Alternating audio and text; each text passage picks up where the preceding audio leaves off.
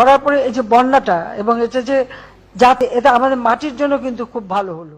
চলমান বন্যা পরিস্থিতিতে বন্যা দুর্গতদের সহায়তার ভূমিকায় না থাকলেও গুজব ছড়িয়ে মানুষকে বিভ্রান্ত করার ভূমিকায় সক্রিয় অবস্থানে রয়েছে ছাত্রলীগ। অন্যদের ত্রাণ বিতরণের ছবিকে নিজেদের বলে চালিয়েও ক্ষান্ত দেয়নি তারা। বন্যার্তদের উদ্ধার করতে গিয়ে পানিতে ডুবে 3 ছাত্রলীগ নেতার মৃত্যু হয়েছে এমন শিরোনামে ভুয়া খবরও প্রচার করতে দেখা গেছে তাদের। টানা বৃষ্টি আর উজান থেকে নেমে আসা ঢলে দেশের উত্তর পূর্বাঞ্চল, পূর্বাঞ্চল এবং দক্ষিণ পূর্বাঞ্চলের লাখ লাখ মানুষ এখন পানিবন্দী।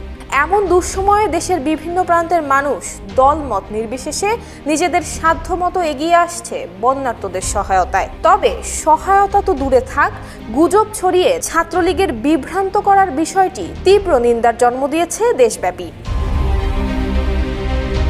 গত 21শে আগস্ট কুমিল্লায় ছাত্রদের খিচুড়ি বিতরণের ভিডিওকে প্রচার করা হয়েছে ছাত্রলীগের খিচুড়ি বিতরণ শিরোনামে। এছাড়া ঢাবির অমর 21শে হলের সাধারণ শিক্ষার্থীদের ত্রাণ বিতরণের ছবিকেও প্রচার করা হয়েছে ছাত্রলীগের ছবি দাবিতে। এরপর কুমিল্লার পালপাড়া ব্রিজ এলাকায় ছাত্র শিবিরের স্থানীয় কর্মীদের বেড়িবাঁধ সংস্কারের কাজের ছবিকেও নিজেদের নামে প্রচার করেছে ছাত্রলীগ। প্রচেষ্টা ফাউন্ডেশনের খিচুড়ি বিতরণের ছবি সামাজিক যোগাযোগ মাধ্যমে নিজেদের ছবি বলে চালিয়েছে ছাত্রলীগ। এছাড়া একটি সংবাদ মাধ্যমের ফটোকার্ড এডিট করে উদ্ধার কাজে সাহায্য করতে গিয়ে ছাত্রলীগের 3 কর্মীর মৃত্যুর ভুয়া খবরও প্রচার করতে দেখা গেছে তাদের। গত জুলাইয়ে মৌলভীবাজারে ছাত্রলীগের ত্রাণ বিতরণের পুরনো ছবিকে সম্প্রতি প্রচার করা হচ্ছে ফেনীতে ছাত্রলীগের ত্রাণ বিতরণের দৃশ্য হিসেবে।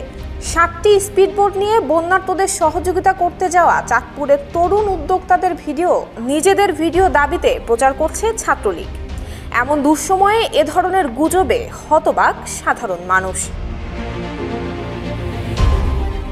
টানা বৃষ্টি আর উজান থেকে নেমে আসা ঢলে প্লাবিত হয়েছে চট্টগ্রাম, ফেনী, লক্ষ্মীপুর, কুমিল্লা, নোয়াখালী, ব্রাহ্মণবাড়িয়া, খাগড়াছড়ি, রাঙামাটি, কক্সবাজার, হবিগঞ্জ সহ বিভিন্ন এলাকা।